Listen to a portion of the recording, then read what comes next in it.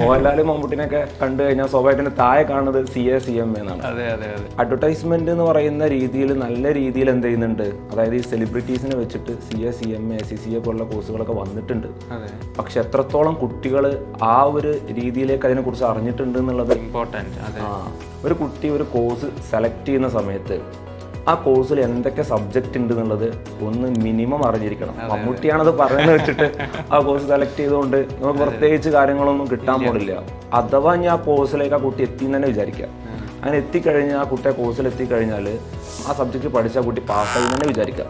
പിന്നീട് ആ സബ്ജക്റ്റ് എങ്ങനെ കുട്ടിക്ക് ഇഷ്ടമില്ലാത്ത സബ്ജക്റ്റ് ആണെങ്കിൽ ജീവിതകാലം മുഴുവൻ എന്ത് ചെയ്യണം, ഒരു ഇഷ്ടമില്ലാത്ത മേഖലയിൽ ജോലി ചെയ്ത് മുന്നോട്ട് പോകണം. അപ്പോൾ ഒരു മിനിമം ഒരു കോഴ്സിലേക്ക് വരുന്ന സമയത്ത് അഡ്വർടൈസ്മെൻറ്റ് നോക്കിയിട്ട് വരാണ്ട് എന്താണ് ആ കോഴ്സിലുള്ള കണ്ടന്റ് എന്നുള്ളത് നോക്കിയിട്ട് വരുന്നതാണ് ഏറ്റവും കൂടുതൽ കുട്ടികൾ കൂടുതൽ ഫോക്കസ്ഡ് ആവുന്നത്.